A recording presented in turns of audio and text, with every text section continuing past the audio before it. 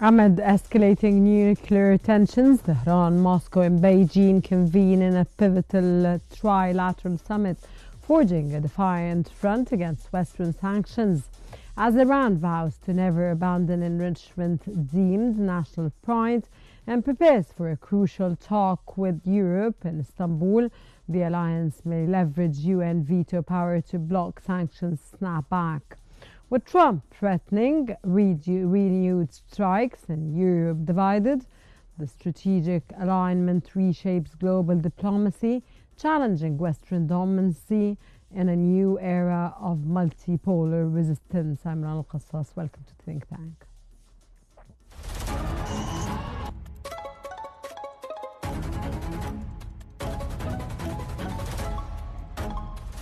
Our world is becoming unhinged.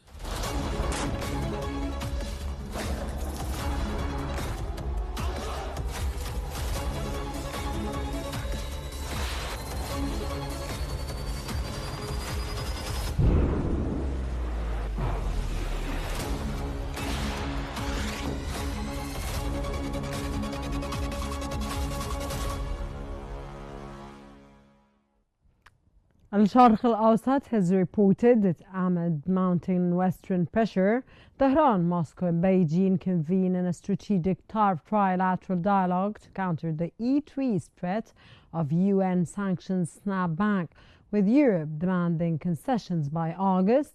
Iran seeks firm backing from its allies as Russia challenges the legality of any sanctions revival, citing E3 violations of the JCPOA. Moscow's position itself as a mediator offers to revive uranium transfer deals and facilitate US-Iran talks. Yet, doubts linger over its willingness to control Washington and Tel Aviv, especially amid Ukraine and Middle East complexities. As Iran voices frustration over perceived Russian hesitation, the alliance faces a test of resolve. The coming weeks could redefine nuclear diplomacy, with Tehran paused to escalate if diplomacy falters, ushering in a new era of multipolar defiance.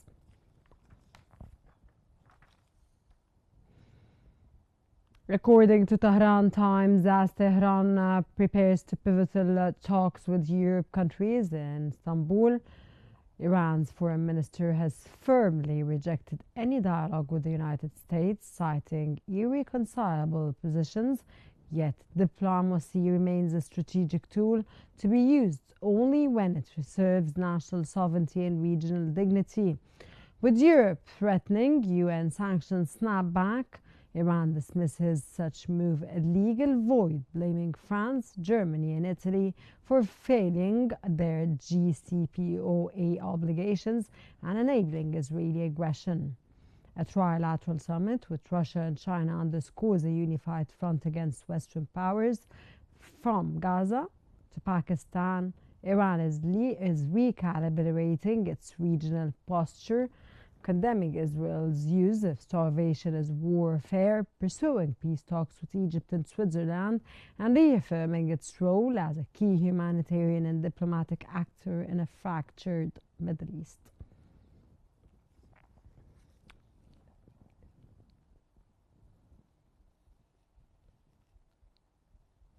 Yidat Aharonet has highlighted that the Iranian nuclear file remains a critical point of tension. Despite significant damage from recent US and Israeli strikes, Tehran, through its foreign minister, insists on resuming uranium enrichment, citing national pride. This defiance comes as nuclear talks with European powers are set to resume in Istanbul. US President Donald Trump has predictably escalated rhetoric threatening further action and criticizing media reports. This highlights the persistent hardline stance from Washington, even as the 2015 nuclear deal JCPOA titters on the brink, with Europe warning of snapback of UN sanctions if a resolution isn't reached soon. Tehran, however, blames European negligence for the deal's fragility. This complex interplay of Iranian resolve, American pressure, and European diplomatic efforts underscores a deeply volatile solution and situation, demanding astute observation for regional political analysts.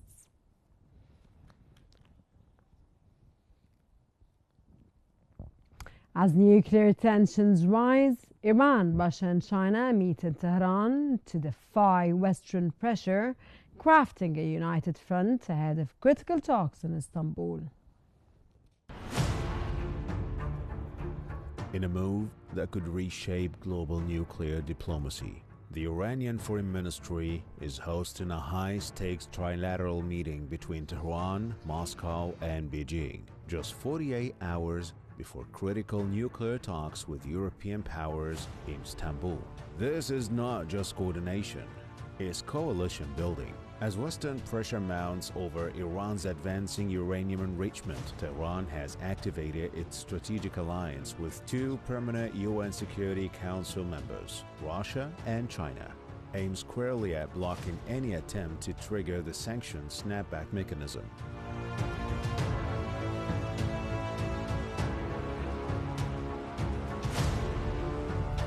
Since the United States unilaterally exited the JCPOA in 2018, Iran has progressively breached enrichment limits. Now, Europe threatens to escalate the United Nations unless Iran halts its program. But here is the twist. Russia and China hold veto power, and they've made their stance clear: no snapback, ever. Both nations have repeatedly rejected Western-led resolutions, calling them politically motivated.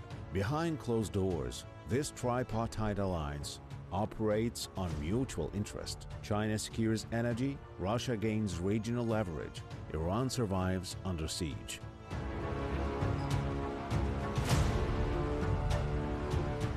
Beijing imports over 70% of its oil from the Middle East. Iran is key.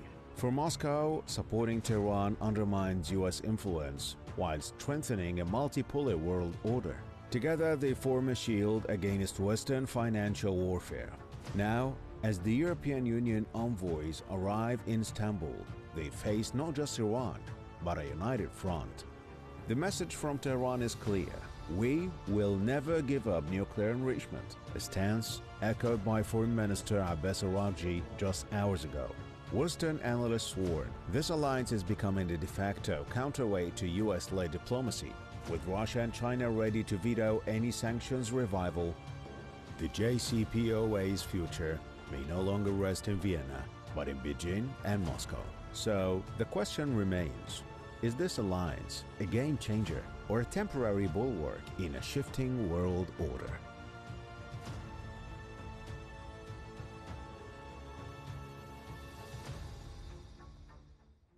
Providing more analysis about the most recent updates concerning the geopolitical implications of the recent tripartite meeting between Iran, Russia, and China, hosting by Iranian Foreign Minister. Joining us from Cairo is Dr. Nourhan Sheikh, political science professor, and from California, Dr. Ashraf Singer, international relations experts. A very warm welcome to Think Tank, and we start off with Dr. El Sheikh. How pivotal is this Tehran-hosted trilateral summit in reshaping the balance of power against Western sanctions architecture? Good evening, Rana, and thank you for having me with you today. Always my pleasure. Actually, the strongest ties are between China and Iran. And I think that Chinese support is very important for Tehran more than the Russian one. Traditionally, China has been the main partner, strategic, militarily, economically, as well as in the nuclear capabilities of Iran. And by the way, China is the one who helped Iran a lot to develop both its nuclear independent capabilities in Isfahan, in particular, and also its missiles program.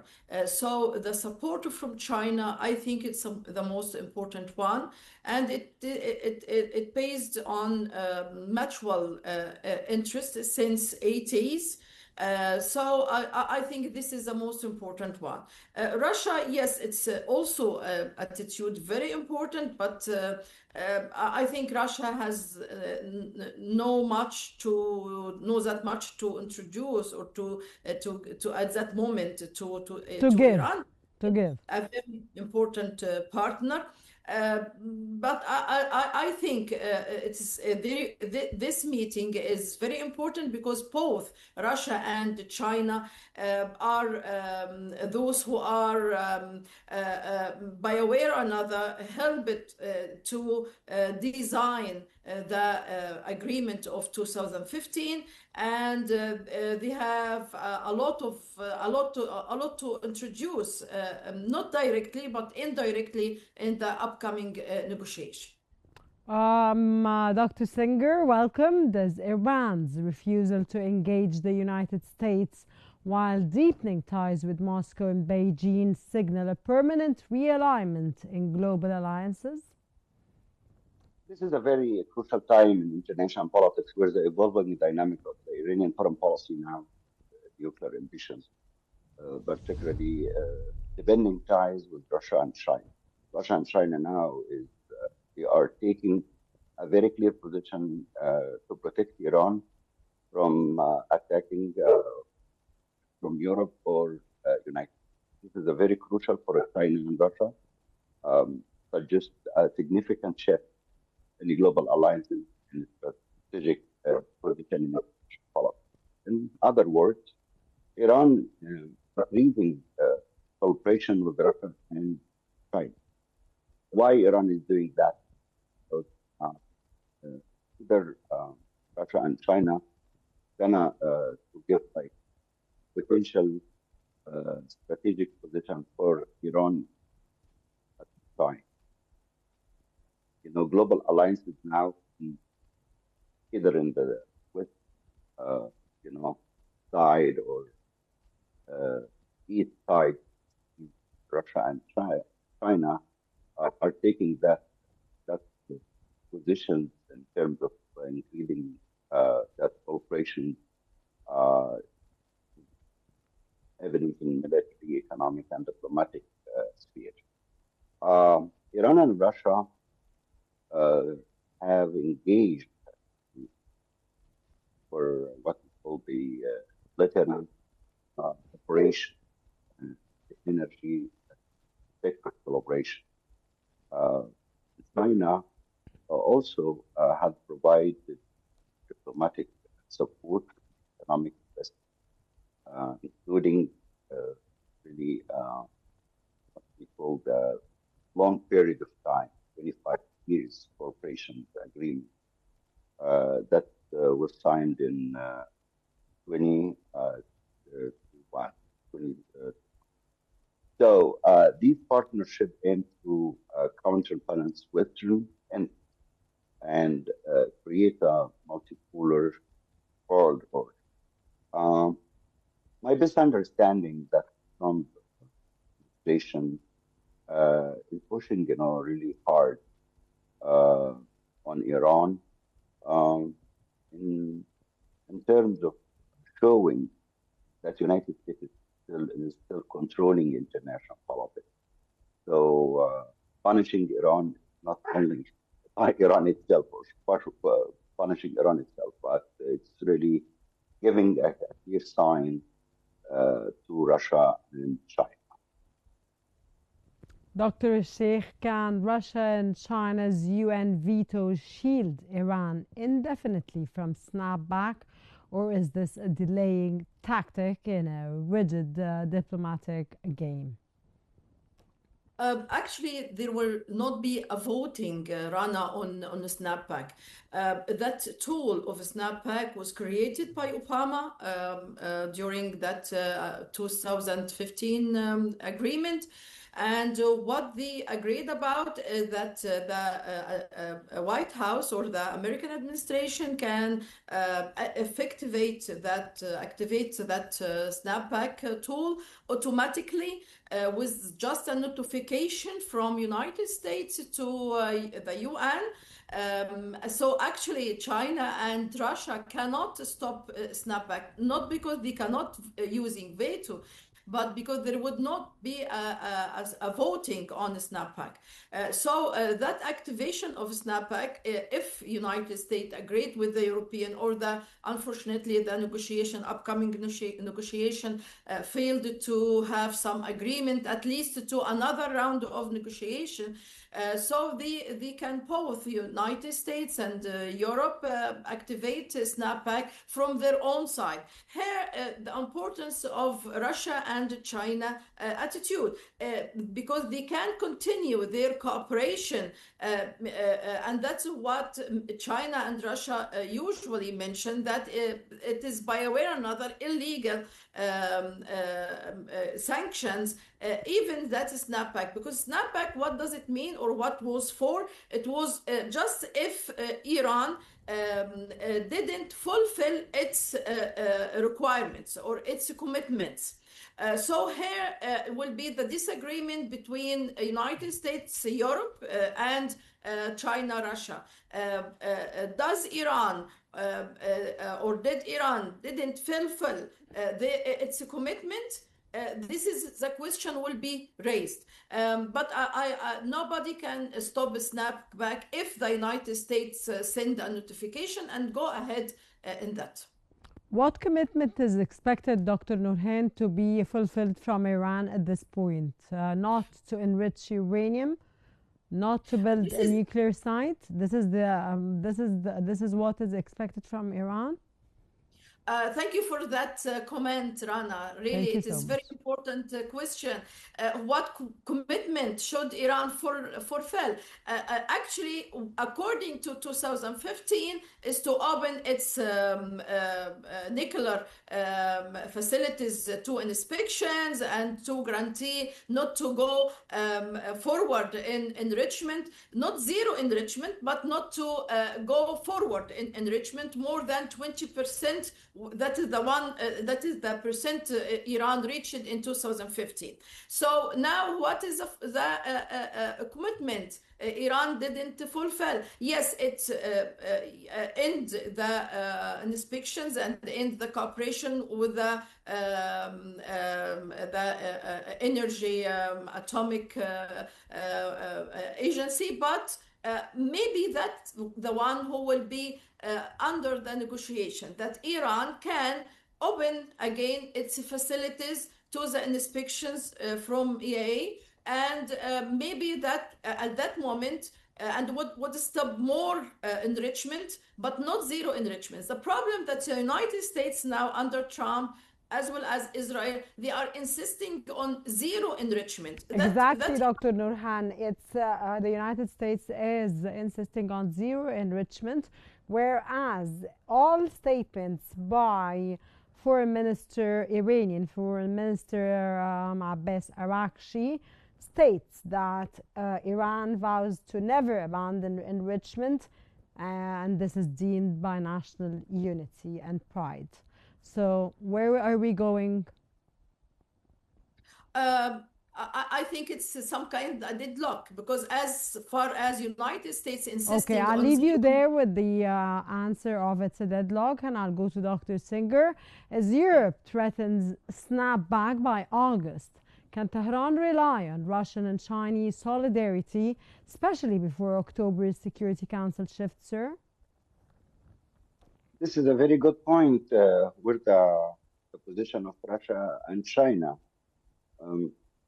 I'm not sure about China and Russia till now. If the United States and Europe really move too much or too harsh on Iran, probably China and Russia will not really act as we were expecting to give like some or great support to Iran. So is Iran still,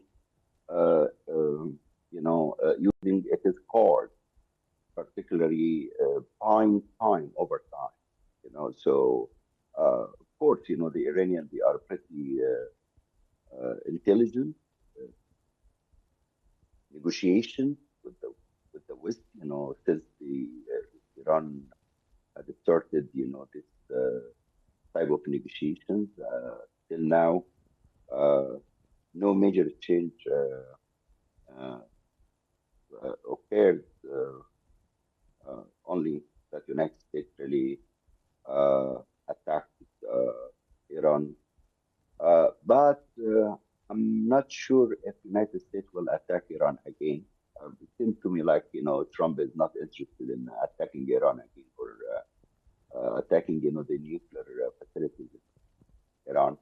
But that kind of a strong lobby of Israel here in Washington is moving the United States to relaunching other operation against it. But the situation with the Europe considering the reimposition of sanctions is part of its foreign policy, just to change the Iranian position, by August.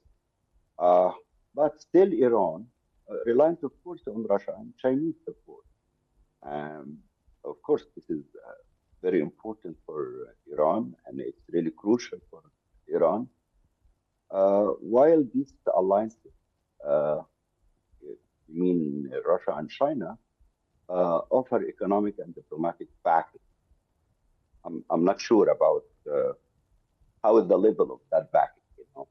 That can really showing a degree of effectiveness in shielding, Iran from renewed, that Western pressure.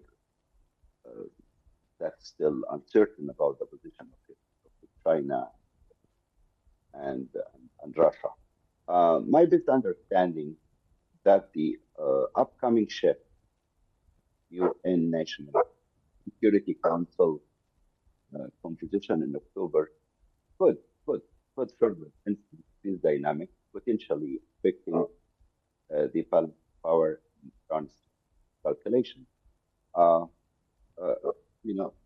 The 5 permanent countries in UN Security Council, of course, they are playing a major role in veto, not giving the veto. But my best understanding, from international politics or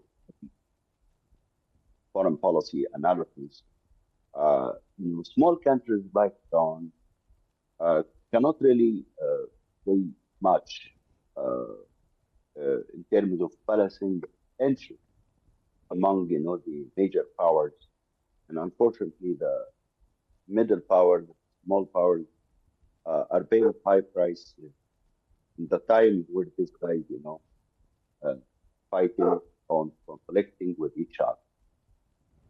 Got your point, Dr. Singer. Dr. Sheikh, with Trump threatening to obliterate Iranian nuclear sites again, does this alliance offer Tehran genuine deterrence or false security? Actually, maybe Trump will not have the first step in that. Maybe Israel. We all expected that there is for sure a Israel second round. again after what happened? Yes, I think so. I think Netanyahu, he will not give up in any front he is fighting for. And I don't know how far he would listen to some calm in Gaza or Iran or Lebanon or Syria, etc. But I think it's expected that Netanyahu, as soon as he is continue in power, he would launching a new round of strikes against Iran. And it's also very obvious, sorry to interrupt you, that Iran will not give up. Exactly, particularly Iran refused totally, exactly, Rana, because Iran wouldn't accept by all means to have zero enrichment. This is a closed issue for Iran, and I think Khamenei himself mentioned to that clearly that he said that if even we have thousands and of nuclear reactors and units, it is useless if we don't have the capabilities of enrichment. So I think it's a closed issue in Iran, and the insisting to enrich uranium and to have that right. By the way, according to NPT, there is nothing against any state for enrichment, as soon that enrichment for peaceful capabilities. So what Trump and Israel asked Iran for, it is actually illegal by a way or another, or Iran, and that's why Russia and China supporting Iran, because they said that it is legal according to NPT to provide Iran with enrichment uranium and to cooperate as far as its program for peaceful use and for just electricity or something like that. So I think this is a very critical thing, and I think Israel would continue as soon as Netanyahu arrange its priorities here and there, maybe that he will have another round of strikes, and at that moment Trump may also involve it as before. But I doubt that Trump himself or his administration willing to attack Iran.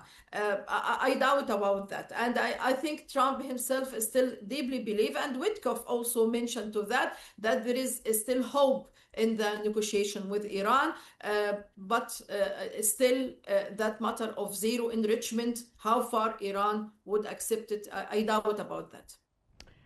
Dr. Singer, how does Iran's narrative of national pride in uranium enrichment challenge the West's non-proliferation legitimacy, sir? Yeah, Fox News really made an interesting interview with the Iranian foreign minister. What really the Iranian foreign minister asserts that uranium enrichment is as a symbol of national pride. Iran will not change its position to keep the uranium enrichment as it is planned. You know, the point now about what that level of enrichment will achieve.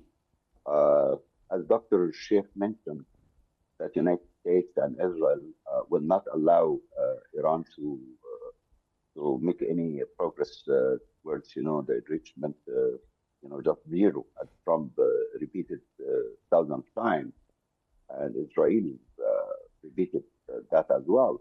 But on the other hand, Dr. Singer, Iran is insisting on nuclear enrichment. Yes, but this is for peaceful purpose.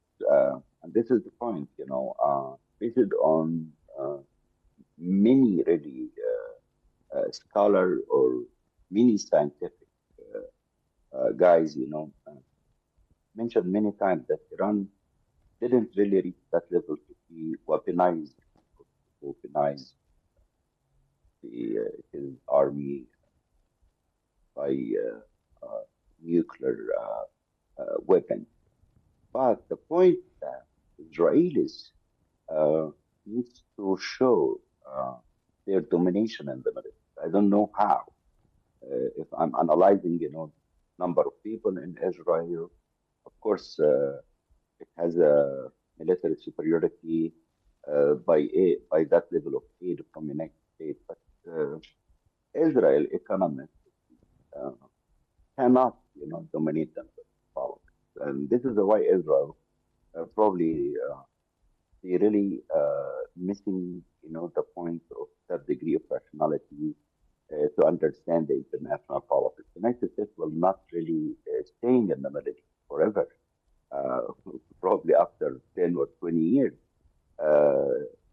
China is coming so fast, to challenge that domination in the Middle East. So and of course, sir, in the 12-day war, it was very obvious that Iran, of course, dominance was very, everyone was the entire world was very aware of. And I just wanted to ask Dr. Nourhan Sheikh In this context, Dr. Nurhan, how do you read with Trump threat? How do you read